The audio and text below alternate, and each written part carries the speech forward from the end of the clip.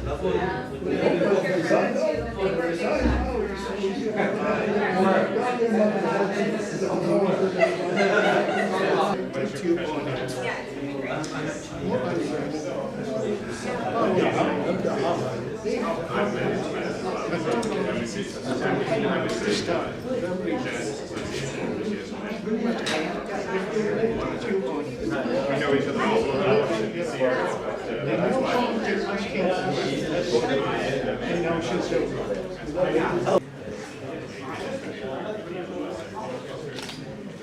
right, all's well. Ladies and gentlemen, I welcome you to this wonderful center of humanitarian dialogue, which is dedicated to peace and understanding between nations and religions. And it's a great pleasure for me and great honor indeed to introduce this evening a very special speaker, Janessa Wilder. She was an officer at the US State Department, but suddenly she was bitten by the bug of peace and the work for peace. So she left the State Department and decided to dedicate her life to the work of peace, particularly peace in the Middle East. She set up an institute called the Euphrates, and well, we all know the name, the Euphrates, what it means to all of us people of the Middle East, the purpose of spreading understanding and knowledge about the area and the future peace of the area. She published many articles and reports in both Arabic and English in Los Angeles, in the Christian Science Monitor, and in the Iraqi Al-Isbu'iyya. She had contributed to many television and media organizations like the CNN and Fox Syndicate and Democracy Now! Well, we people of the Middle East are always keen on papers. So you will ask, what papers does she carry? Well, she had her BA from the University of Francia and then MA from the University of Stanford. The subject, as I indicated, is about peace, but with special reference to this conflict between the two sides of the Mediterranean, the north and the south. This is of particular interest to me because I am a great believer in geophysics and geopolitics, and I believe that the Mediterranean is always the center of attraction for great empires, always how to control the Mediterranean. And that brings the two sides of the Mediterranean, the south and the north, in continuous conflict. Back to the days of the Romans and the Persians and the Greeks, it's always a problem how to, for the Europeans, how to go to Africa and to Asia with that piece of the Arab world in their way, leading to this eternal, I should sometimes I perceive, eternal conflict between the North Mediterranean and the South Mediterranean. But I suppose this is a subject which will Janessa will tackle in her lecture, so I leave you to her. There will be questions you will ask. I certainly hope so. Yeah, so Great. keep in mind whatever points you happen to think of. There will be time for your questions and your comments. Thank you very much for listening.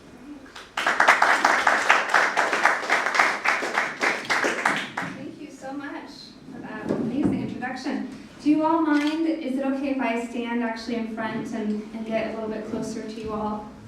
I just want to thank you so much for that and for having me here this evening.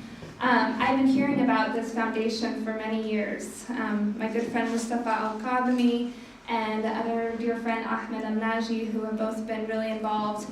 And of course, I had the privilege of meeting His Eminence, Ayatollah Hussein al-Sadr, many times in Baghdad. And luckily for me, in my extremely poor Arabic, he always spoke so slowly and very wadih, just so clearly, and I could actually pick up a few words. And just, so jovial, such an amazing man. And I love that the purpose of this foundation is humanitarian dialogue. And I was just really struck by this quote too: the dialogue is to know and not change the others. And this theme of dialogue has actually been very important for us because that's what we're focusing on this year with Euphrates Institute. Our theme of the year is dialogue, because without that, that's that first connection point that we have to the other. Without dialogue, we can't get to know, we can't understand, there's no communication. It's really that first meeting point. So I just really, I just feel that this is, there's such alignment between Euphrates and this organization and the work that you all are doing, and I'm so honored and pleased to be here tonight. And I thank you all for coming. I know it's a cold and dreary night, although that's London for you, I guess. Nothing for you guys, for you to come out, so I really appreciate that. And thinking too about meeting points, I think a river is a meeting point. A river kind of connects this region to that region, and you could think of it as a border or a boundary, or as the place where two sides meet, two sides come together. And the Euphrates River has always been that. Throughout history, it's been the boundary between the East and the West. So I really like to see it not as the separation point, but really where these two great civilizations come together. And I want to tell you a little bit about my background, about why Euphrates. Why do I have an organization called the Euphrates Institute? And I first went to Iraq in 2003, quite a big year, as we all know.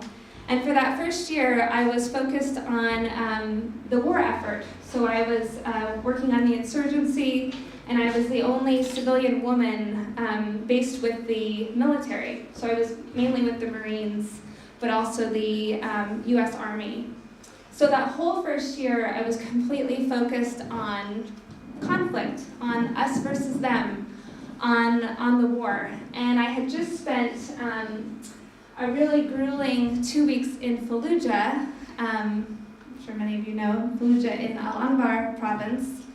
And I was there during the first battle in April 2004.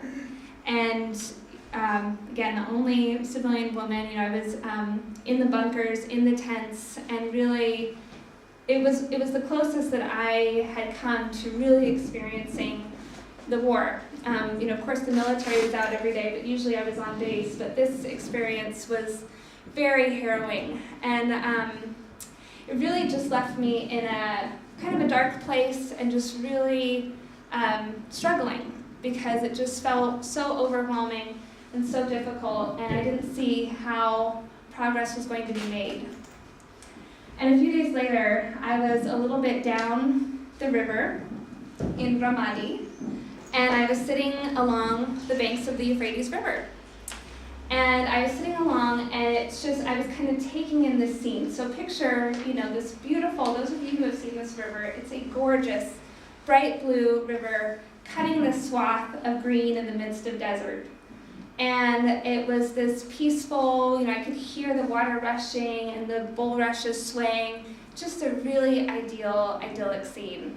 And which I really needed at that point. I needed some peace after I had just experienced so much war.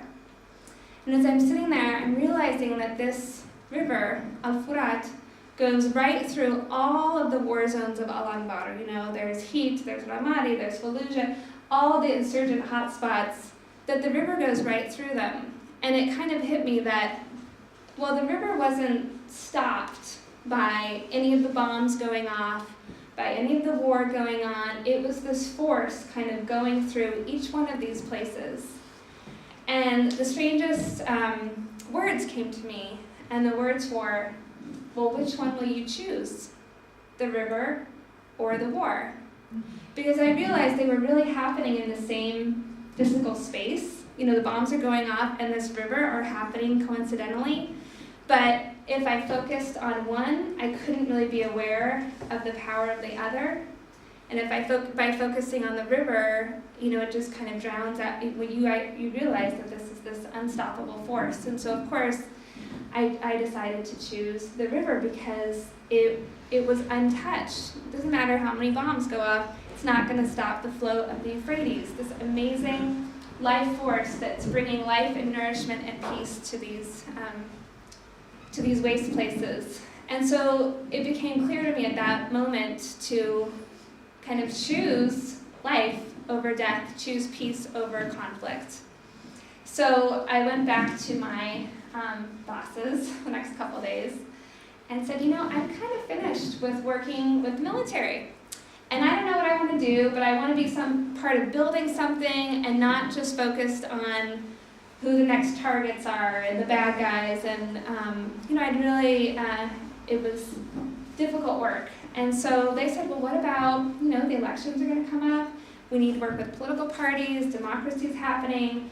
And so I jumped on the opportunity. And so for the second year, I was working in the embassy as a liaison to Iraqi political parties. And this was before the first elections in January 2005, which I know many of you experienced that firsthand. By the way, this is just such a weird coincidence because I have, you know, my English friends and my longtime Iraqi friends, and so some of you know so much more about Iraq than I could ever hope to impart, and some of you are really here for the first time to learn about these issues. So anyway, it's just kind of an interesting audience we have here. So anyway, I really wanted to be part of building something, so I became the liaison to political parties, and this was right in advance of the first elections and then helping with government formation. And all of a sudden, it was a total transformation for me to go from literally interrogating Iraqis, being on the opposite sides of the table, to sitting side by side with Iraqis, looking at common goals and shared values, and you know, being on the same side of the table and really working together to achieve something, and totally changing the mindset that I had. I had really seen and experienced the Iraqis as my enemy, someone that we were trying to fight. To go from that to being on the same side with the Iraqis, working together for a common goal. The friendships that I developed during that time were incredible because there was a shared humanity, shared goals. Obviously, many of those people are still my close and dear friends.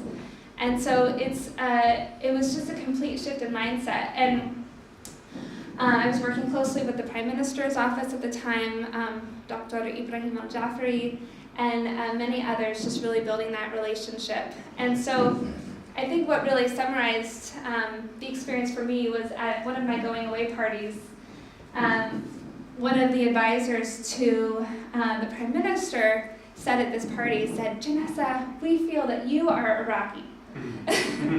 And you know, that kind of, what a shift it had gone from absolutely being at odds and seeing as the enemy to someone sensing so much our common humanity that I was, you know, one of them. And that meant a lot.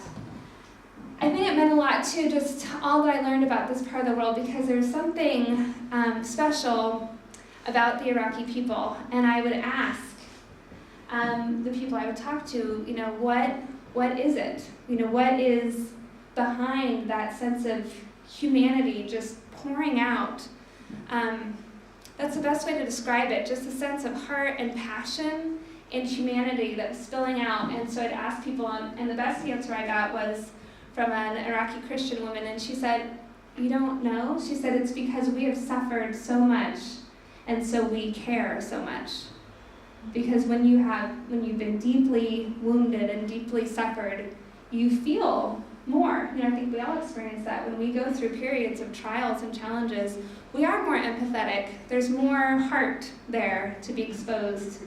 So I've never forgotten that, and just that deep connection that I had in those 2 years spent there honestly changed my life. I couldn't get enough after that. I was bitten by the bug of the Middle East and Iraq in particular. And when I came back home, I'd just been immersed in this world for years. And I came back home to America. God bless America. But they just, we don't have the best reputation for being the most aware globally or conscious about world affairs. But really, it was startling to come back and see the level of ignorance and lack of understanding about not only Iraq, where we'd been at war for many years, but about the whole region. And I just realized that this was important. I had learned the past couple years that the region of the Middle East and North Africa are the most critical to American interests and really to Western interests of any region in the world. And that's because it affects our top 3 critical interests. And those are security, number 1. Obviously, we have the threat of terrorism coming from that part of the world. We have the 3 wars that we've been involved in over the past 10 years. So security is number 1, and 2 is energy. Over half of our imported oil comes from the Middle East, comes from the OPEC producing countries, and the U.S. cannot go long without a really secure and vital energy source. And the third are our religious ties.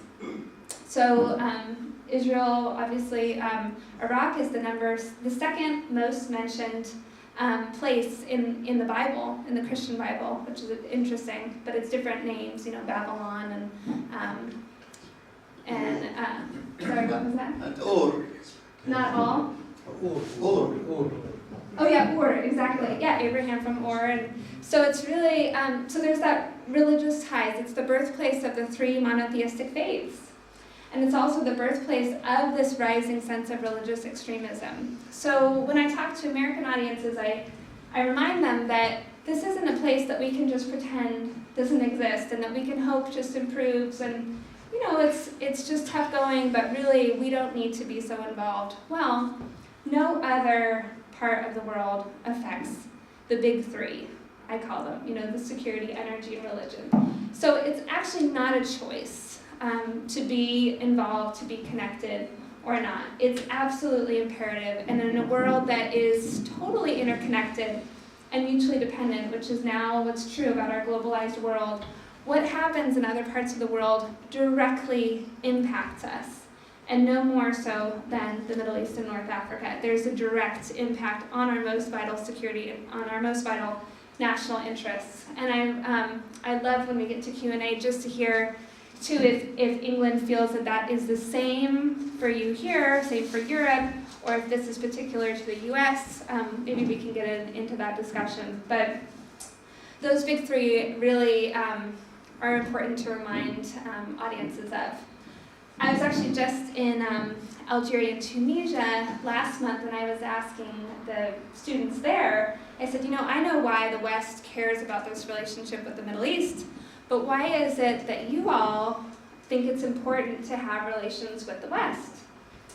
And they said, well, number 1 is knowledge.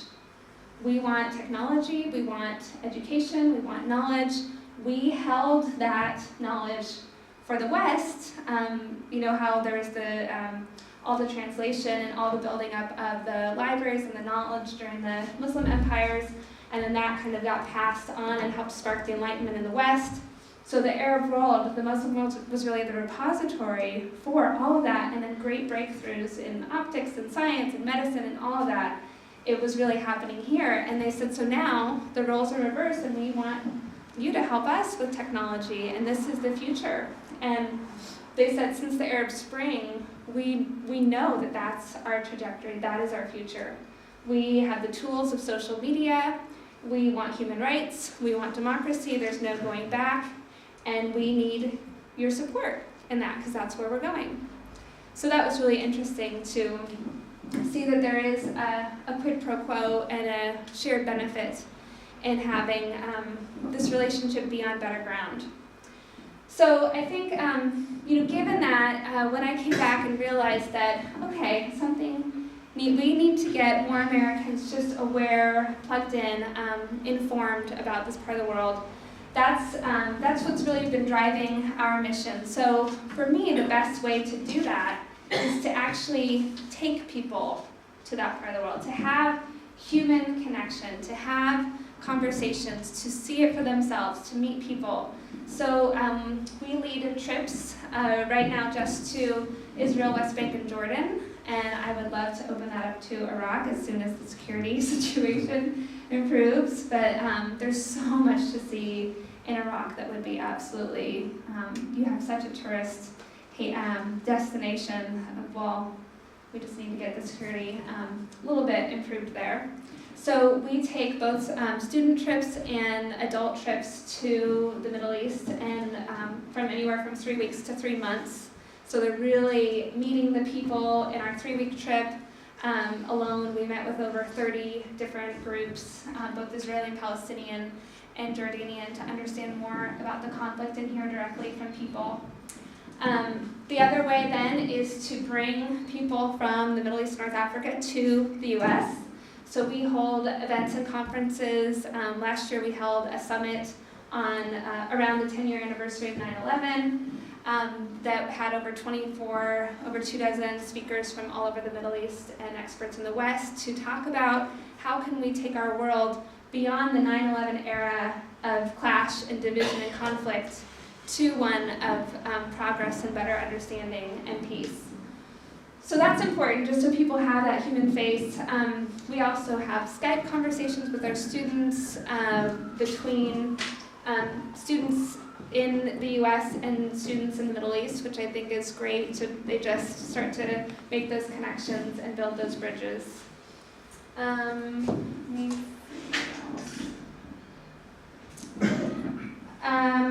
Okay, so we have an educational program which is for undergraduate students. They're called Euphrates Fellows, and they all do projects. They each pick a country that they become the expert in. This year they're doing all their research on dialogue and how is it really proven that dialogue does help with conflict resolution and peace building. They're leading the Skype conversation, so they're doing all sorts of wonderful things. So the other thing that we've been doing is media, because another way to show a different side or to help people get informed about this part of the world is to through video, and especially with the younger generation. They're not going to read an article, as I've learned. I'm trying to get them to read my articles. They're not interested. They need video.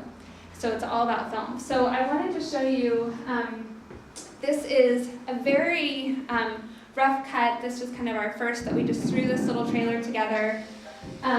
It's the beginnings of a film project on how does change happen in Iraq. And it's 15 minutes, but I wanted to show you especially because you probably know a lot of the figures in here.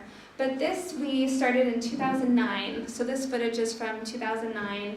And we're basically interviewing people to ask them what has changed in Iraq. It had been 6 years, since the American invasion, and how are things going?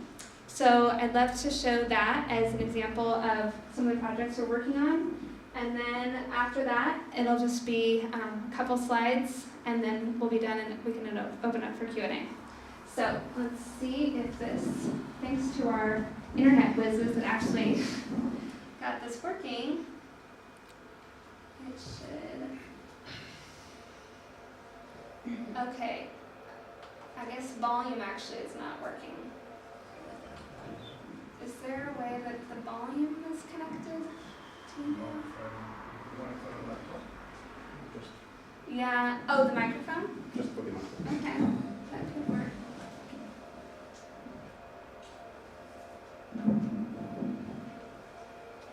Oops.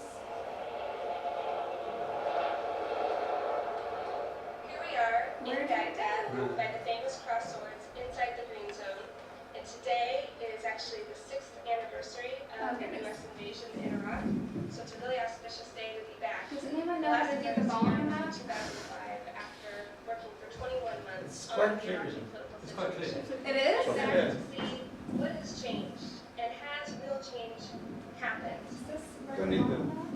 It doesn't help? It's fine. Very long time I was speaking for that what you are bringing to us cannot fit in our society. For instance, I remember that we were here for 2 years, we were arguing every day. And I felt that after you get to learn something. Oops.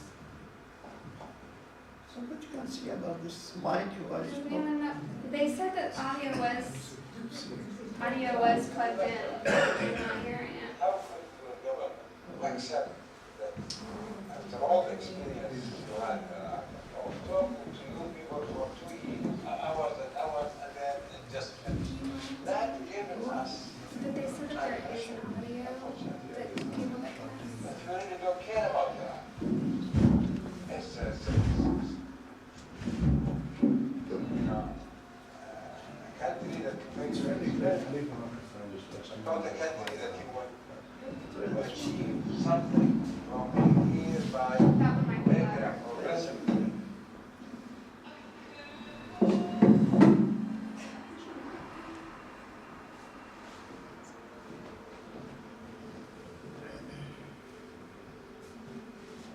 Can anyone actually hear this? Yeah, we can hear it. That's amazing.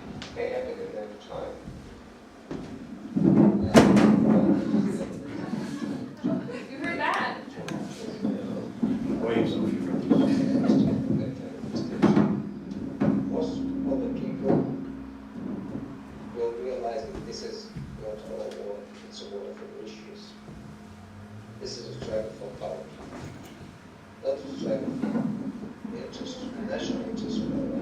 The people themselves are closer to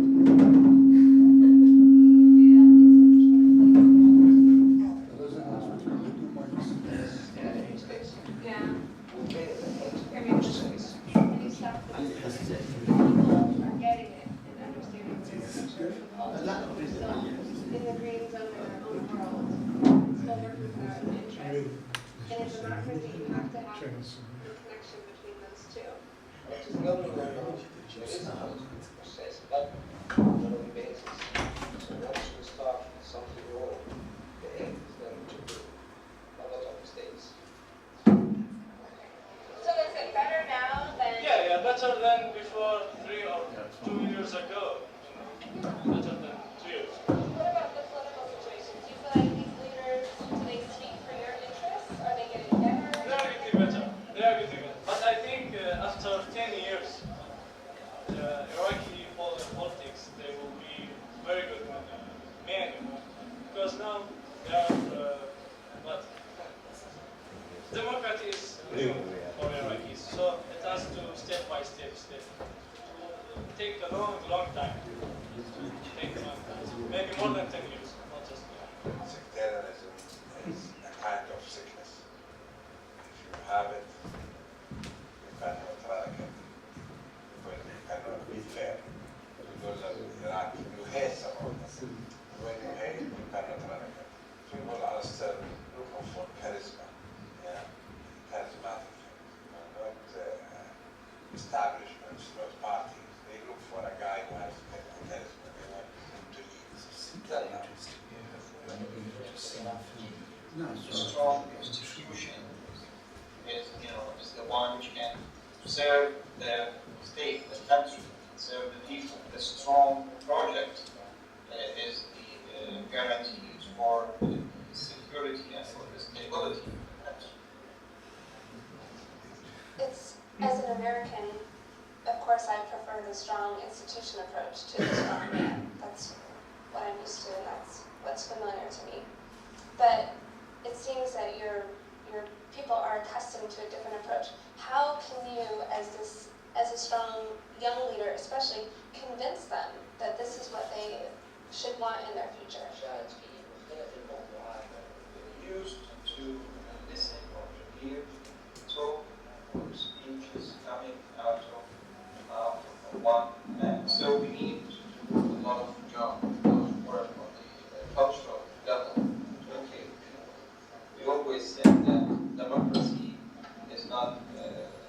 medicine for those that one can take and be in a democratic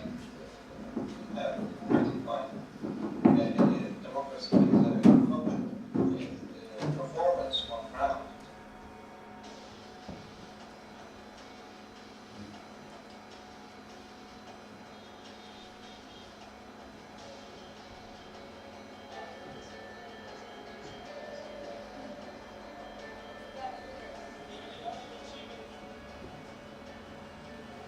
Have you had people that have had to leave Iraq or? Yes, many. Our family, to Syria and Jordan, From your family? yes. And just me and my son, back there. We have only 10 months we become stable now, and we're stable. So it's still a little fragile? Yes. You don't know for sure if it's getting better? Still, the people are afraid from the become worse, but I think no. Why don't you think? Why do you think I that? think it's better now. This big point now in Iraq, this change, big point. So need time, I think, to Time people. for what? Time for people to know how democracy go, how to this change happen, how they work with this change. They need time.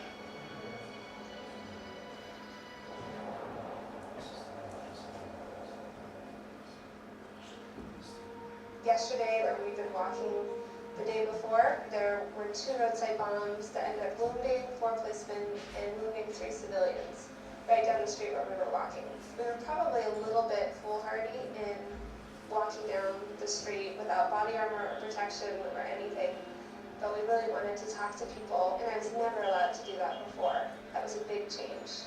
So a lot has changed, but at the same time, it seems like nothing has changed. All the same political figures that people I used to deal with are all here, doing the same political drama and the same soap opera and gunning for the same types of power and privileges. I'm not expecting that much from the existing party. Maybe the next party. But the existing parliament is fully controlled by sectarianism. But what's fascinating to me is here you are in the parliament with 25 seats, and yet you feel like helpless, like the government isn't doing anything, like nothing's changing. So imagine how the normal person feels. They're not in government, they don't have any voice. So you have feeling that people do not want democracy anymore. We're trying to figure out if government is not where change is going to happen, where is it? How can Iraq progress? How can these things happen? I wish that you reached such a conclusion when you were here in one campaign. I had no idea. I thought all we need is the right leader. We just need the Islamists out. We need some liberal figure. I think another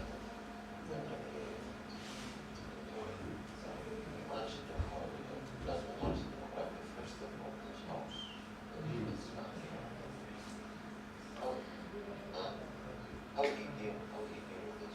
Why? It's job. Good. Well, I cannot imagine the person who is dictating this. That's one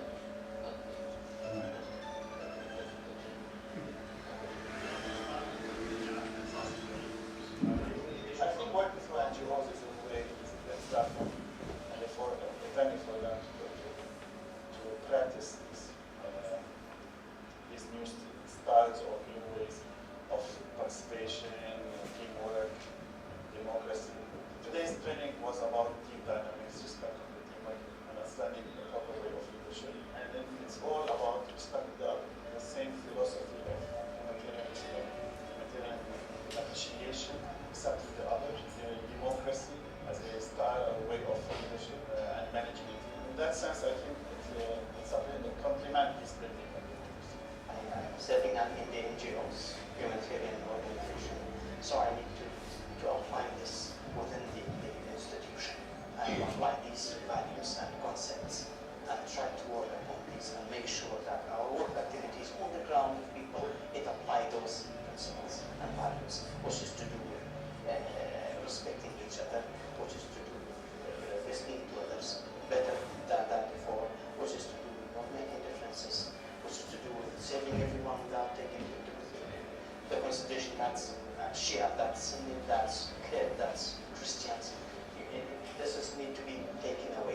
not enough that the current electoral law in my country allows democracy. It's not enough. It will be like only in the form, not in reality. That's why all these things about democracy, human rights, all this should be a way of living, not just structure alone. I'm more interested on the individual change because this is how you have the real change. It should be a way of living, it should be a mindset, culture, a way of thinking. So that's why working on individuals is the basis. And it will eventually lead to the change in the group. I live in violence. I experience violence. I'm not shy because this is part of my religion. It's 4,000 years, 6,000 years are fighting each other. So it's in my place. I don't need to be shy. Human rights, people, values are rules go set out in the Bible, so it's difficult in our culture. And not in the Quran. So this is all it means. So it depends on how much of this we can take back and how much we can apply it.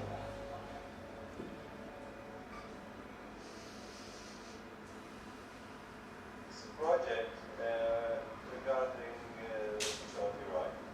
The project we need to learn about the past time and how we need to think for the future and never repeat again the same mistake in our society. So what's all this stuff?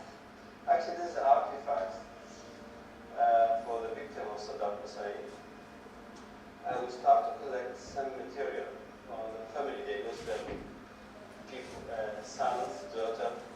For example, this is a wedding dress for a lady. She killed by Saddam Hussein regime. Her mom, she gave us a gift to keep it as memory. We have over 1,000 pieces, different pieces. Why are you so passionate about this? I'm a victim of Saddam Hussein. Maybe I'm not in the jail, I'm not killed by Saddam, but the society is destroyed by Saddam Hussein. And I want to be a part of the correct recovery in our society, because we need to live comfortable, we need to live happily. So I should work very closely with the victims to help them. And at the same time, when we correct them, they got to help me to build a new society.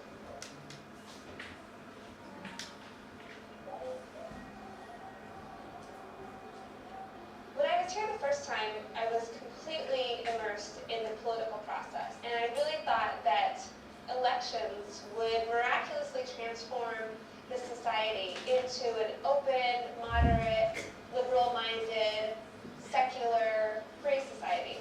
We were really focused on the process instead of the people involved.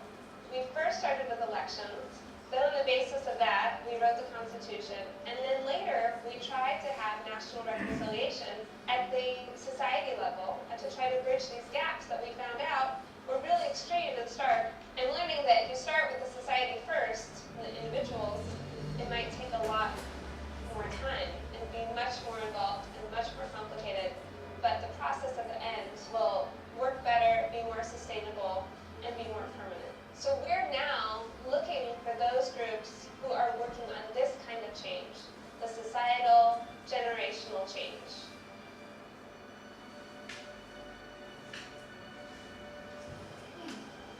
I think we made it.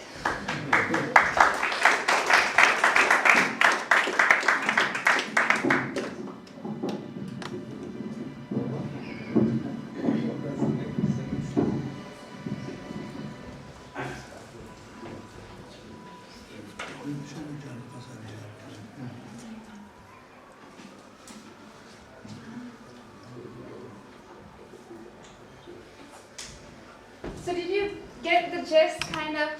Yeah. I mean, it was mainly that what we realized on this trip was that nothing had changed, had really progressed at the top levels. But when we started looking at the work that was being done at the grassroots, with the NGOs, with individuals, that's where people were realizing that you don't just get democracy and transform from dictatorship to democracy overnight. That this is a mindset change, that they had to topple the dictator in their hearts and minds. And that does not come from elections, it doesn't come from the right leader. It really has to be a social, a grassroots, a population, a popular movement. And then that will eventually affect how politics, how leaders operate. So that was a huge shift for me. And even personally, I went from wanting to work, I was working at the government level, really thinking that it was about US foreign policy and government, and that's how we make changes in our world, and completely realizing that Washington's never going to change unless there's popular opinion really driving it. And that government is not going to be that agent for the change that we're looking for in our world. It really is at the grassroots. And so a poem that really sums that up, and then I want to share some statistics with you. We don't know who wrote it, but it's so good. When I was a young man, I wanted to change the world. I found it was difficult to change the world, so I tried to change my nation. When I found I couldn't change the nation, I began to focus on my town. I couldn't change the town, and as an older man, I tried to change my family. Now, as an old man, I realize the only thing I can change is myself. And suddenly I realized that if long ago I had changed myself, I could have made an impact on my family. My family and I could have made an impact on our town. Their impact could have changed the nation, and I could indeed have changed the world. So doesn't that resonate? I love that idea because it really is bringing home the point that it's not just about who has power, who's got these positions of influence, but it really does start at the individual level. And some fascinating research done by Stanford is that it really takes fewer people to create massive transformation and change than we think. So once 5% of a population accepts a new idea, it's considered embedded. So the seeds have been planted in the population. Once 20% of the population accepts a new idea, that's the tipping point. It's considered unstoppable. So really, once you have that critical mass of 20% of a population accepting a new idea, respecting that, in Iraq's case, respecting, listening to each other, practicing democracy in the home, with their family, in the community level, it's an unstoppable force of change. So it's not, that gives me so much hope, because it's not just hoping and praying that the politicians or the political systems in our world that seem so broken and so rigid. It's really about each person waking up to needing to live their lives differently and having that change of heart. And so that's really gives us a lot of hope. And what they're finding too are the late adopters on that actually are government, because the government has the most entrenched interests in the status quo. So they're always the last to change because they have very little interest in that. And kind of those established structures will only adopt a new idea once it's been practiced and tried and true in the population, in the community. So it needs to kind of be safe for them to adopt once they'll buy onto that. So we shouldn't really be focusing on that top level and what it's doing and how to change that. It really does, the engine of growth and transformation has to start at the bottom level. So in closing, I would just ask that each one of us here, clearly that you're interested in dialogue and humanitarian issues just by showing up, and that if each one of us, imagine if we're part of that 5%, that's what starts the engine of transformation and change happening. And so please, we would love you to join our community as part of Euphrates. We're just trying to drum up this 20% as much as we can to create that tipping point for change between the Middle East and West relationship that is so critical to those national interests. We would love you to spread the word, tell your friends. We're definitely we're a brand new organization. We're looking for access to contacts, connections, funds, anything that you think would really help us reach that critical tipping point. So I will just, I've talked at you a long time and you've been very patient, but would love to end there and open it up to hear what you all think. Thank you very much.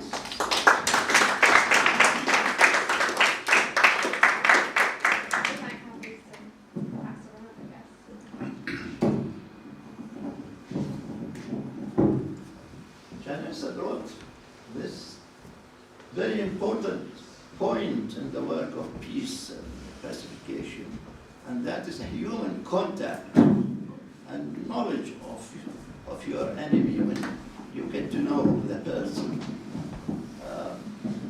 Half of the battle is achieved by human contact, which brings to my mind the story which George Orwell related when he joined the civil war in Spain. He was given his gun and given a forward position, and he was told, shoot at any fascist soldier coming from these trenches opposite. So he put his gun, put himself in position, and suddenly, true enough, a fascist soldier got out of the trenches. He walked, so he started taking aim at him, waiting for him to stand and shoot him. And the man, the fascist soldier, walked to a tree, and then he unzipped his trousers and started pissing. And George Orwell said, "This is no fascist. This is a man busting water. How can I shoot him?" And really, this is something which, an experience I went through myself recently in SOAS. I was buying a cup of coffee, and a young man noticed that my hand has trembling and so on, and have difficulty in bringing my cup of coffee to my table. And he got up and said, "Excuse me, let me help you." And he carried the cup, brought it to me, he knew I was an Arab, and put it there, and he went. "Thank you very much," I said to him. He went and joined his friends, and they were talking Hebrew. They were Israelis. And so I said to myself, how comes that he's an enemy? He brought you a cup of coffee.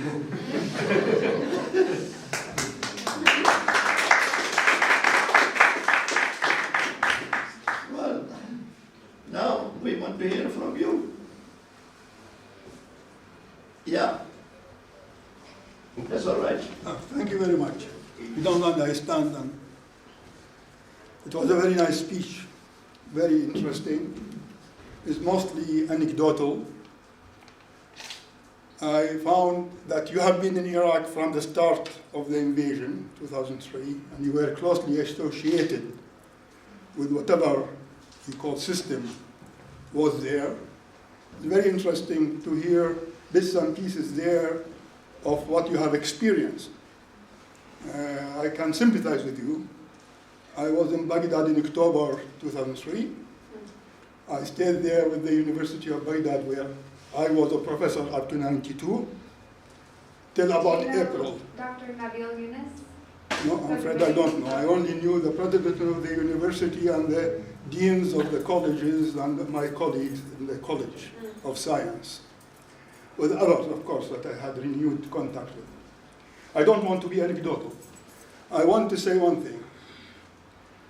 When Bremer established the Provisional Council, it was established purely on a conception that Iraq is a divided community according to religion, sects, and ethnicity. Now, Iraq is not a new entity. Iraq, historically, we don't want to go back very large. When in the modern time, about, let us say, from the 20s of the last century, and a very active civic society was developing in Iraq.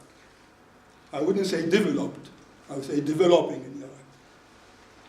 This is reflected in the professional associations of lawyers, doctors, engineers, even we go over to the writers and arts and so on, and teachers, of course. And this activity they represent was all over the country, variable in density from one part to another, but actually spread all over Iraq. North, south, east, west, Arab, Kurdish, whatever it is. The only distinction that was there within society that came up with us as a growing new and young generation was Kurds and Arabs, and some others who spoke their own language, like the Armenians, the Assyrians, the Chaldeans, and so on. But there is a melting pot, so to speak, and which we called Iraq, to which we identified. When I came on a mission to Britain in 1951, after I won my scholarship because of my grades in the secondary school, no distinction was made among the various components of the Iraqi society. In the 12 people of the group I came over with, from Baghdad to London, they're all Christians, Muslims of all sects, Kurds, and even an Armenian. And we came to study in Britain. What I'm trying to say, that civic society has matured in Iraq, but not to the point where it could stand up to Saddam and other tyrants similar to Saddam. And that is not to be reflected on us at the time, because Hitler grew up in Germany at a much more advanced state of political and social awareness of the German society than Iraq was then when Saddam took over. What I am saying, Bremer relied on the wrong type of people to compose. Of course. No, you say of course now, but in your discourse, they never emphasize that point.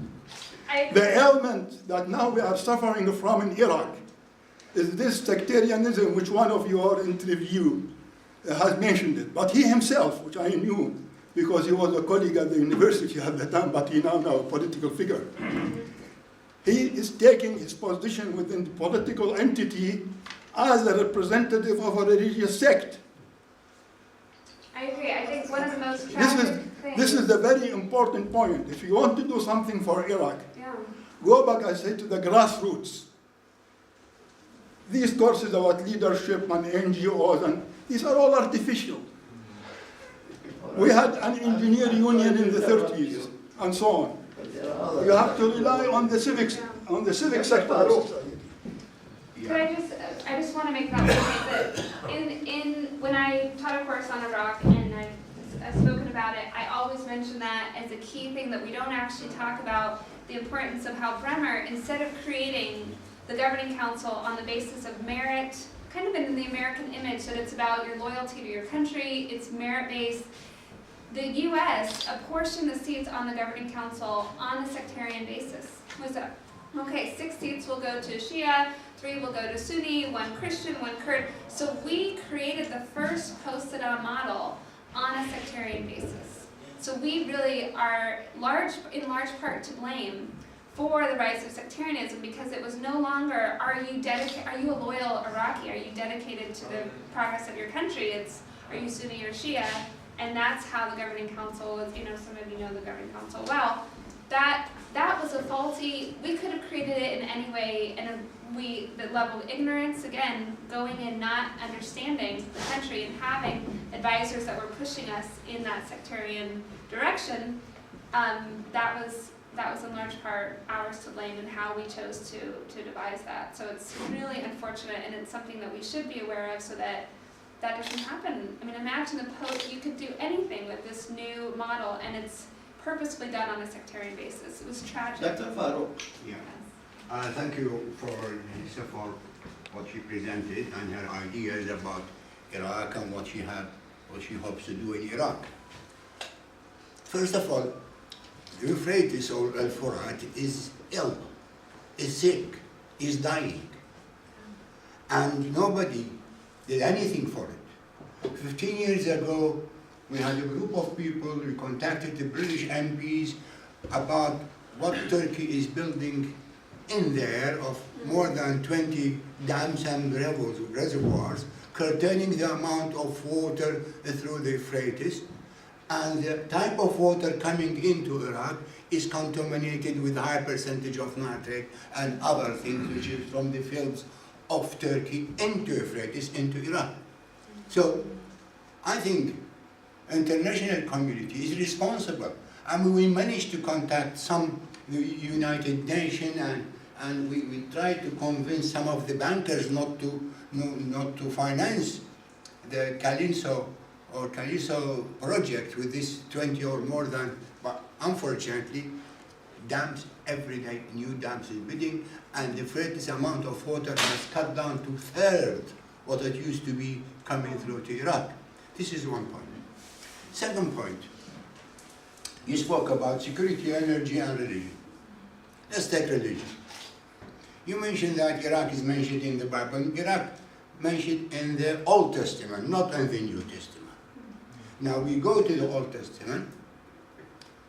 President Bush took from the Old Testament Juj and Majuj and destroying Babylon through his conversation with Mr. Jacques Chirac, the president of France, and tell him, you should join us to destroy the Juj and Majuj in Babylon. Well, according to the journalist who published his book about the memoir of Mr. Jacques Chirac, which was reported in the papers. Now, if the administration is want to go destroy these people because they are corrupt people, I can understand why the policy of the United States over 50 years all is trying to destroy what is good in Iraq. I'm sorry, I don't want to take a lot of your time, but 63 we have a good government. Qasim was there. He's trying to build. He built a huge amount of schools, education in every village, national health, etc. The American brought the Ba'athist Saddam Hussein group, and they organized a coup, and they get rid of Qasim. 68, we have Abdurrahman al-Bazzaz, who is well-known authority, and the American saw that the leftists are getting power on the grass level. They organized a second coup and brought Saddam Hussein again to power. And we finished with that. Saddam Hussein started to build Iraq. The Americans sell their advisor to Iraq, encouraging Saddam Hussein to invade Iran. And I got reports in the paper from Guardian and the Times that generals of the Shah army were flown to Baghdad to convince Saddam Hussein if he attacks, he will win. Now, the invasion came the invasion of Kuwait. Gillespie, or well-known Gillespie position when talking with Saddam Hussein, what she said that we don't interfere with these things. And he understood that they are not going to interfere if he invaded Kuwait, and she said, no, I didn't mean that, and it's a matter of... So if you look at it, now we came to 2003. United States said, we are not going to have a Marshall Plan for Iraq. We are not. It's up to the Iraqi to build their country. I participated in 2 seminars organized by the State Department, and there was a clear-cut position that there is a push to dismantle the Iraqi army. And we said, don't dismantle the Iraqi army. These are not pro-Saddam Hussein. The Republican Guard and the Special Guard and all, these are pro-Saddam Hussein, but the Iraqi don't let the Iraqi army stay to protect the cities. And they didn't do that, and they dissolved the Iraqi army.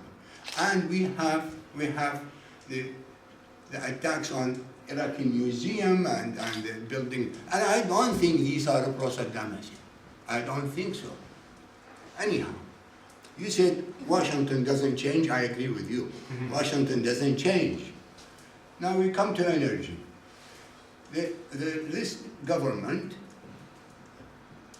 signed an agreement with petrol company based on service agreement, and that the petroleum company, the Iraqi government is going to pay the oil companies limited amount of money agreed upon to produce the petrol for Iraq. So it's not a sharing agreement, it's a service agreement. And they don't get more than $10 to $12 per barrel. They went to Kurdistan and they signed agreement up until 5-6 months ago. It was secret agreement. No one knows about it. Until we started, news started coming out the sharing agreement. And the sharing agreement, the companies will get about 40% of the profit, which is much, much higher than service agreement. And in this way now, oil companies got contract from the Iraqi government are slowing their production, and they're concentrating in Kurdistan, because in Kurdistan is much more profitable to them than the other parts of Iraq. And these companies, mostly American companies, are encouraged by who?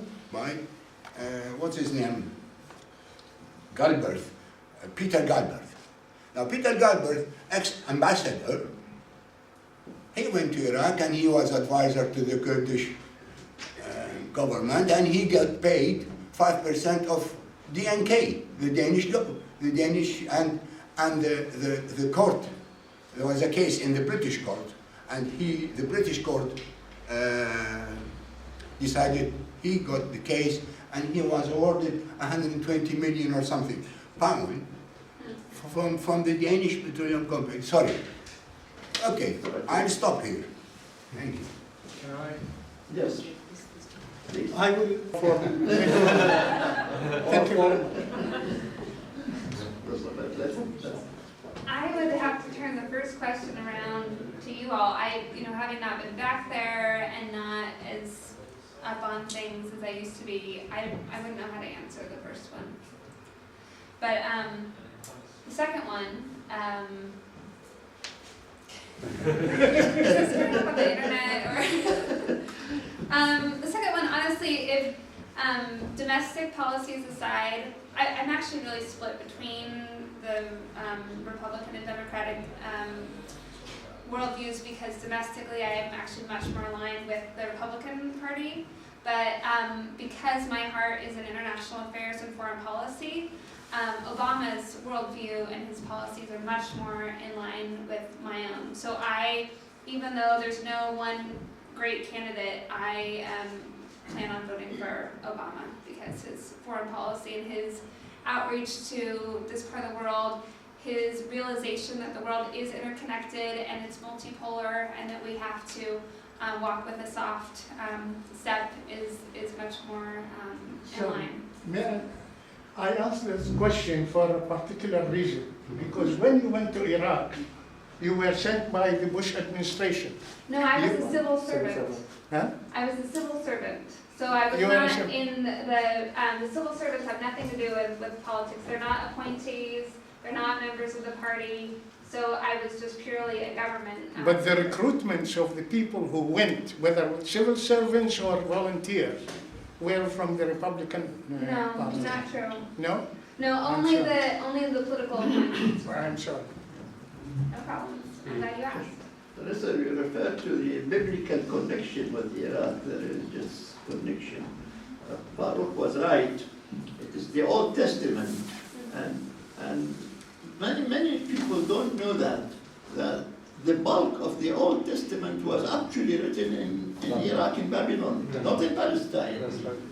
And it was mainly inspired by Babylonian mythology and ideas. Most of the prophets of the Old Testament are buried actually in Iraq, and people visit them.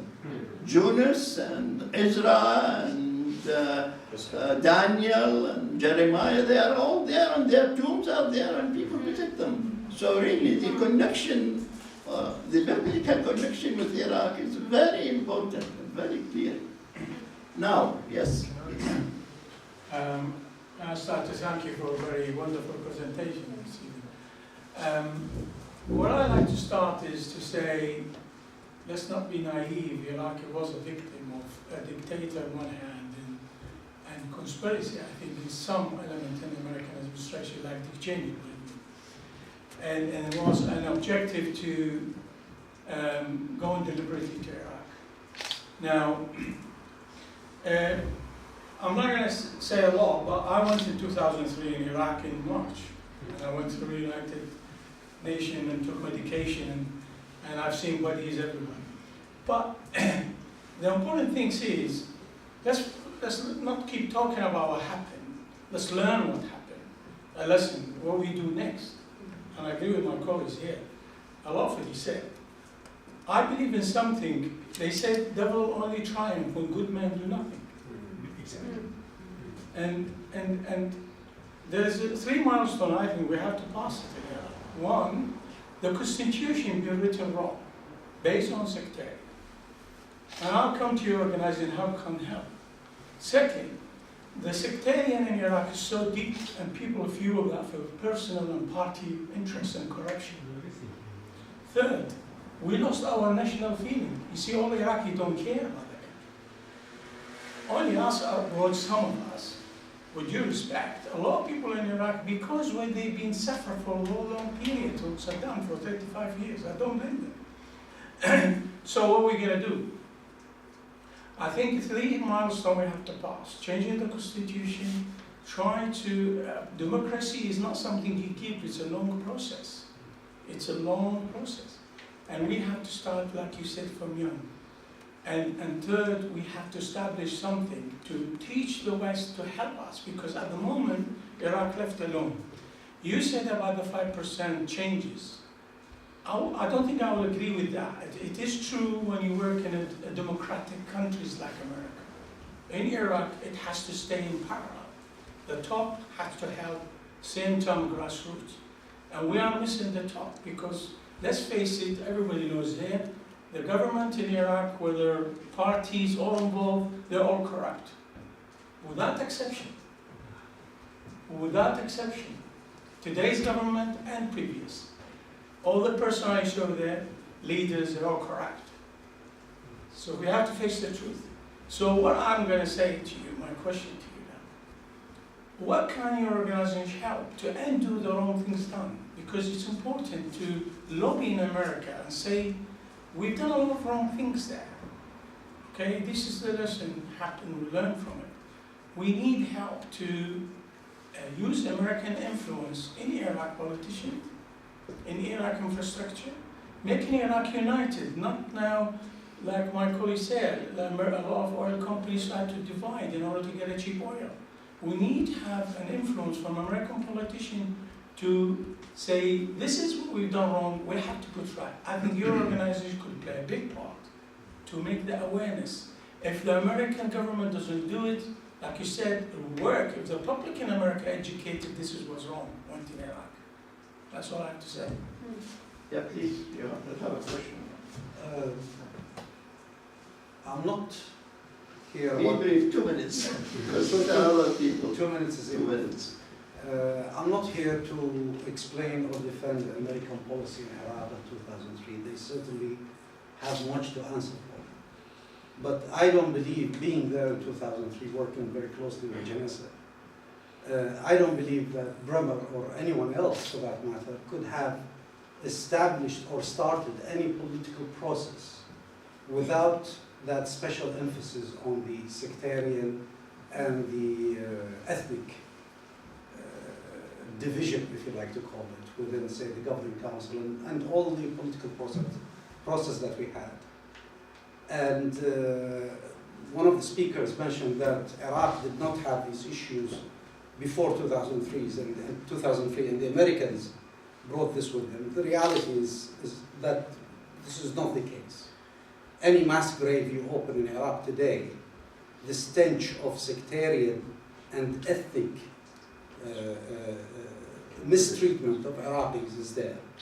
The mass graves in the west of the country full of Kurds, mass graves in the north full of Shia, and certainly there are Sunnis buried, but not on the level of mass graves. alternatives. That's the reality of Iraq. And that's why we have what we have today there. It's the outcome of policies that's been entrenched in Iraqi politics throughout the 20th century, probably even longer than the 20th century. Now, I think it is even more difficult to start a political process that unifies politicians in Iraq, or even amend the constitution, as one of the speakers said. While I very much agree that the constitution requires amendment, I believe, unfortunately, that the region is about to throw itself in a sectarian war that it has already started, but we will not know where it will end. Syria is just a sample of what's happening, of what's about to happen in the region.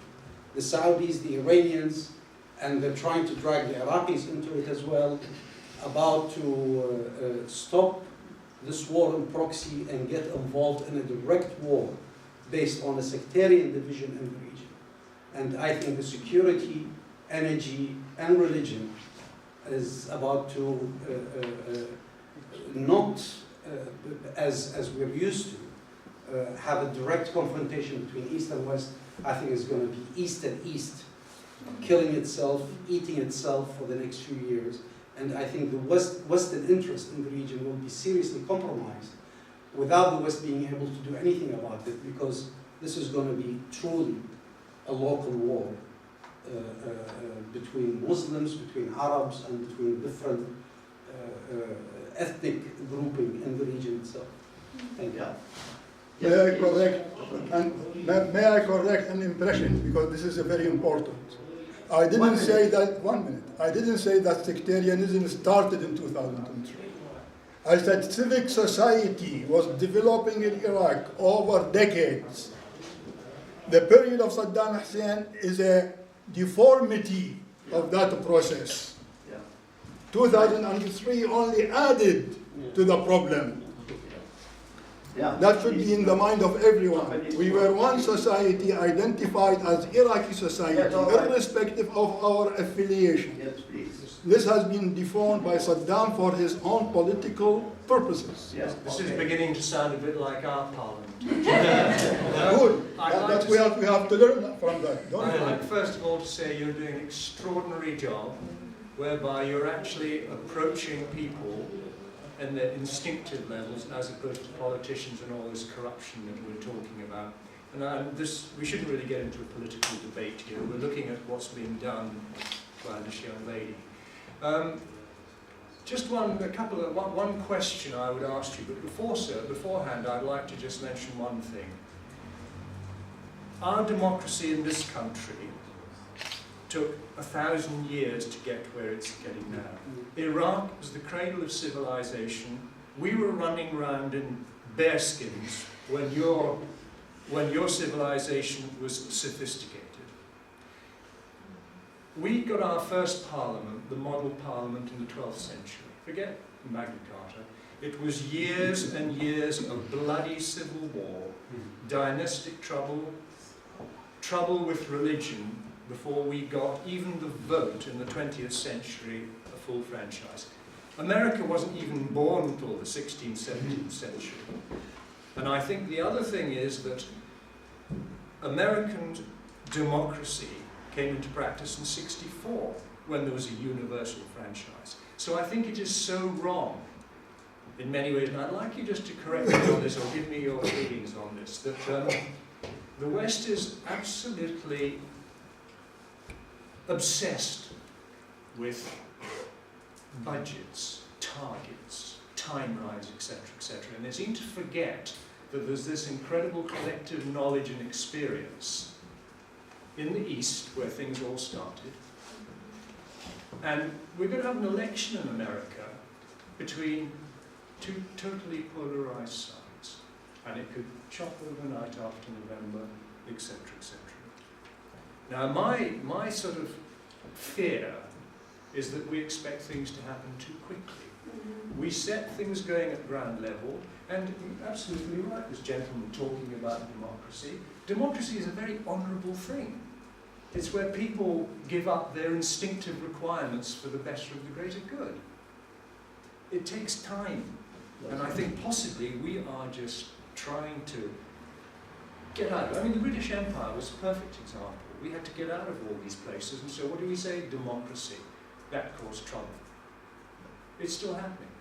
So, do you think that it's a matter of we're trying to do things too quickly?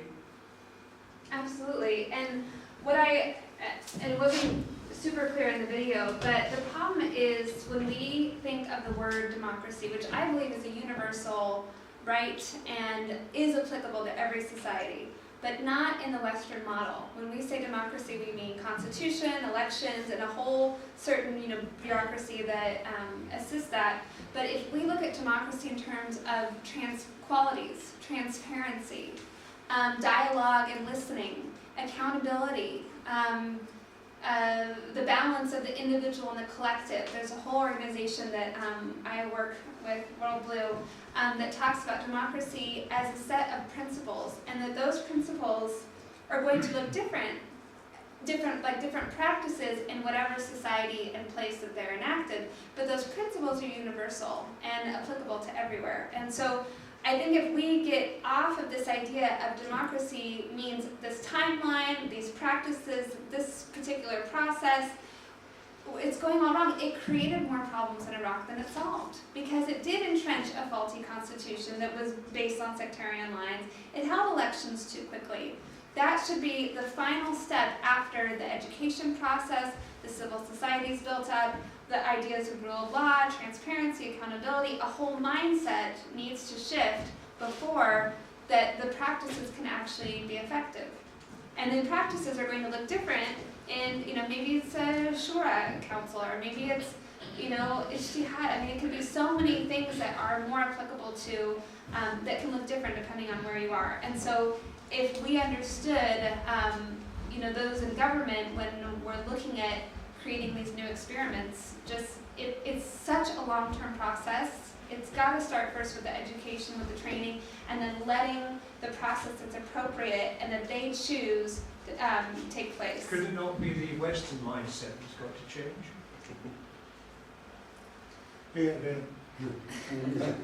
Well, I guess I don't equate democracy with a Western mindset. I do think, it's the main thing in the UN Charter, human rights, it's the full expression of our individuality and of our voice. And each person has a voice. We have a role to play. We have a purpose, and that is about freedom, and we are about advancing freedom and equality. And I don't think that is Western.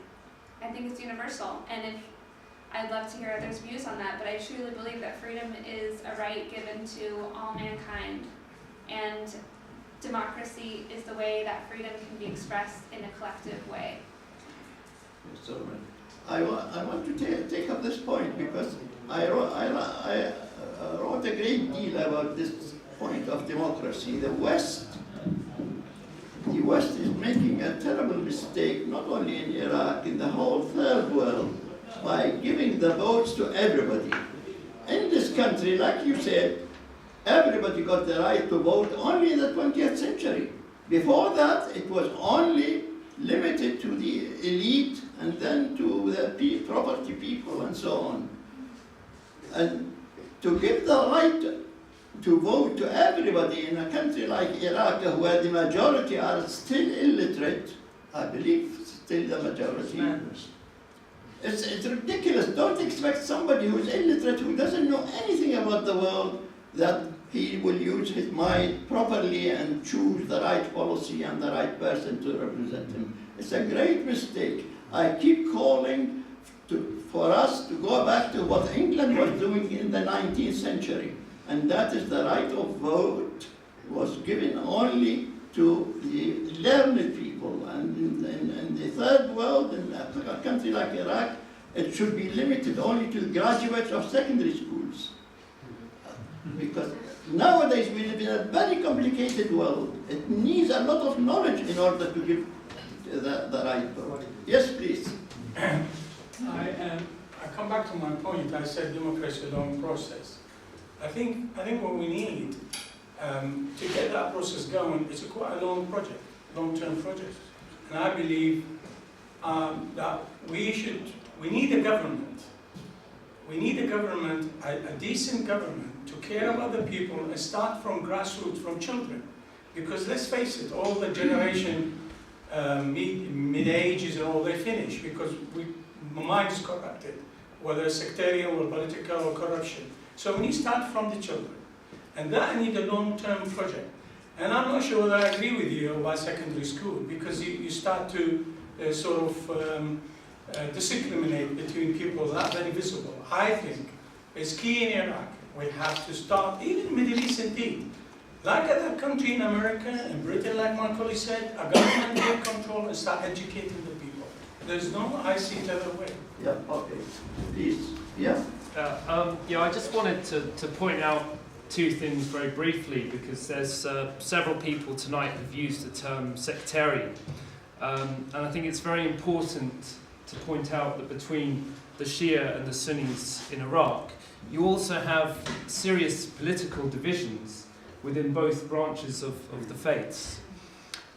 So I think I just want to point out that it can be dangerous to reduce Iraq into Shia, Sunni and Kurd. So it's just something to point out. And secondly, about the Stanford paper which was mentioned, I actually read a paper that was co-authored by a professor from Stanford, and that was about participation in violence. And actually, you mentioned a 5% figure for changing society, 5 to 20%. Now actually, in the Iraq conflict, if you look at the number of people, number of Iraqis who've picked up a gun, it is incredibly small. I mean, even there's 31 million people in Iraq now. So you're looking at maybe several thousand Al-Qaeda in the land of the two rivers, ISIL al-Haq, these terrorist groups, very, very small numbers of people. Even if you include the entire Iraqi security forces, you're looking at barely 3% of the Iraqi population. If you're looking at really people that we normally call terrorists, you're actually talking about maybe 0.001% of all Iraqis. So the main thing is I hate to imagine what the percentage is of Americans owning a gun. Goodness knows, we're looking at maybe 5% perhaps, yeah. But then, I mean, I think the main thing there is really that there has to be continued progress in Iraq. It's very, very slow economic growth. It's actually 9 or 10%. It's perhaps the second fastest economic growth in the world. But in terms of real on the ground level, in order to isolate those tiny, tiny percentage of people behind the violence, there needs to be really a big fight against corruption. That's the main thing. And secondly, I'd have to just say about the point about isolating people from the electoral process if they can't read.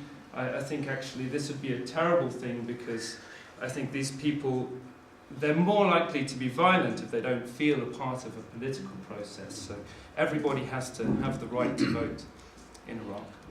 Khalid, 1 minute only. Yes, 1 minute, okay.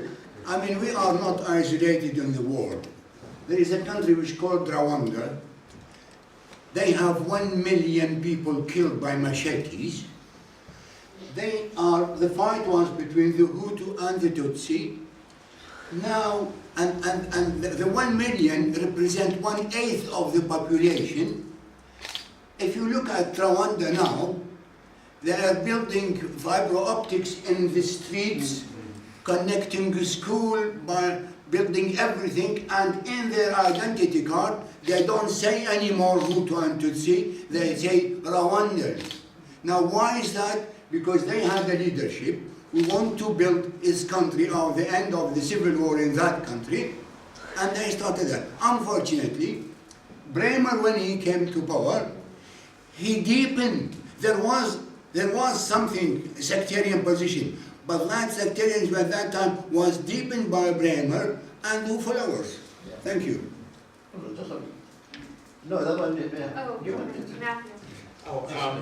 He had his hand up first. Thanks a lot, Janessa, for your presentation. I do think it's wonderful that you're really engaging with the Iraqi people in such a direct way.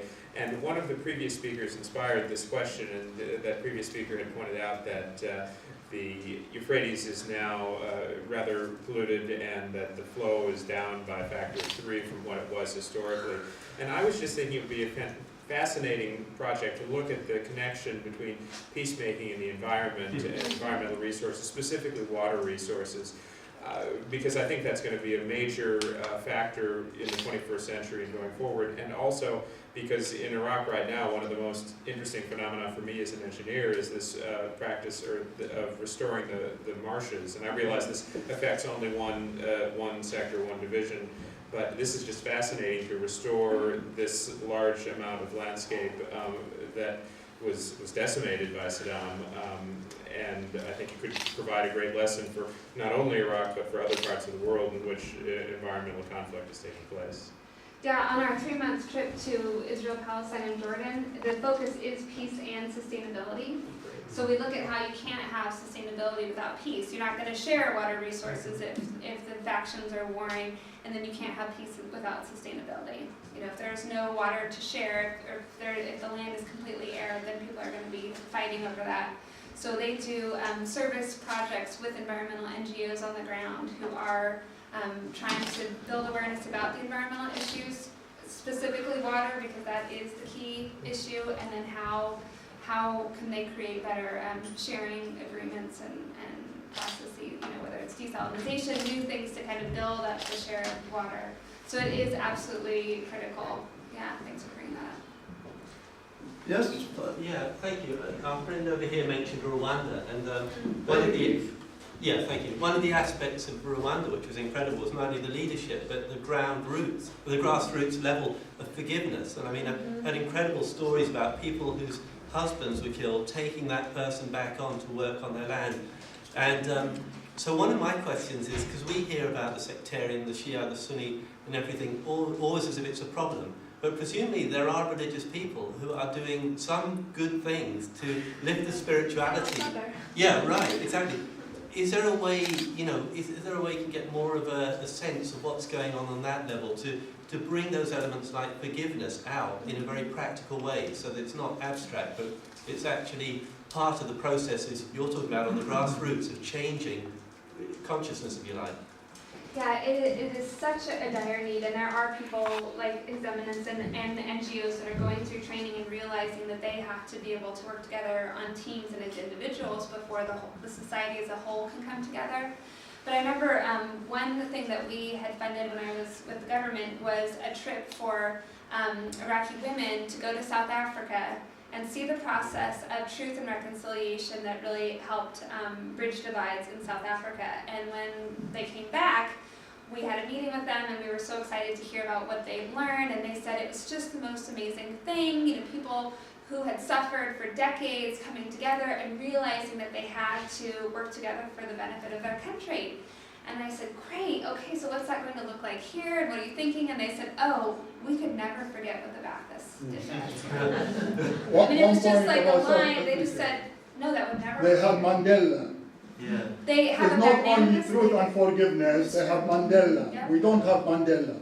We have tens of dams ruling Iraq now. Right.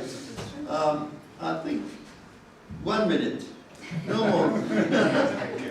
Jensen, thank you very much for a most excellent presentation. Bottom line, your work is incredible in that Very much so. it aims at producing a change within the human being. So with that aim in mind, I just wanted to ask, how have you seen the acceptance of people to change, people from the West compared to people from the East, and then the Middle East, and then even from the Middle East? Are there nations that are more susceptible, or sectors of society? How have you found generally the acceptance of people to change on a deep level? That's a great question, and I just have to share this inspiring story. Last month when I was in Algeria and Tunisia, I was asking them, basically talking about this statistic, but I didn't show it up on the board yet, and I said, how much of the population do you think is required to create massive change? And they said, oh, I don't know, 1%, even one person. And usually audiences all over say 75%, okay, majority at least, over 50. But they, because of the Arab Spring and because of what I'm calling a chemicalization process that's happening, there's this, it's this amazing opportunity right now where people are for the first time taking it upon themselves. They're not, America's not coming in and removing the dictator. They are rising up and standing in the streets, and it's not for, America thought it was going to be for jihad and all these, scary things. It was for human rights and freedom and dignity and democracy. And this incredible sense of empowerment and possibility and change is happening. And these young people they just blow my mind. It is amazing the kind of energy that's going on and the kind of effort that they're wanting to put into this, into change, and how possible that they think it is. And so I'm incredibly hopeful.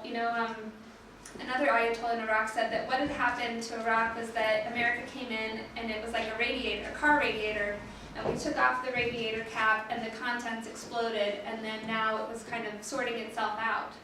And I think that's what's happening all over the Middle East. You're having the pressure cookers, the dictators being removed, but it does mean that all the elements are all of a sudden more vocal and emboldened. The Salafists, the more extremists, and the secularists and the moderates and the intellectuals, they all now have this opportunity to be voicing where they want things, what direction we want things to go. So, it's anyone's guess which elements are going to win out, which ones can we really support and shine the light on. How do we help galvanize the moderates who do want open change and really advancing freedom and equality in their societies. But it's now that this is all happening. All the elements are there and they're all fighting to be heard. So I just found an incredible reception for these ideas, and they're in a lot of ways way ahead of where we are. And I think too in the US, so I mainly speak to American audiences, and there's just a lot of nodding and a lot of realizing that we've been involved in this region now for over a decade, and we still don't understand what's going on. And it's kind of a wake-up call to Americans that this is not going to go away, and we need to be connecting. And the students, I talk all over. We have a student program. The students are hungry for any connections to know more. They know they're not getting the full picture from the media. They know they're ignorant about these issues. They want to connect. They want to travel there. They want to meet people. They want to, they want to do these research papers. They're not getting paid for this work. They're not even getting school credit. But they're just desperate to be enlightened, to know more, and have direct relationships. And so it's not huge numbers. We're a tiny organization, but it is amazing to see the kind of interest and the kind of dynamism that's going on. And I think just all over the world that this is a critical change in time. And I don't think it's possible to be apathetic and to just hope that things happen. It's just now it's requiring each one of us to really put a stake in the ground and to be involved and to do what we can in order for, to make that progress that we're looking for. Now, I'm sorry, ladies and gentlemen, to conclude this wonderful exchange of views on what is going on in Iraq and the Middle East. I think we all agree, as we have so many ministers and high-ranking officials in Iraq with actually American nationality, may as well Iraq give that Iraqi nationality in return to I'm sure she doesn't want it. I would love it. I would love it. All right, thank you very much indeed. Thank you.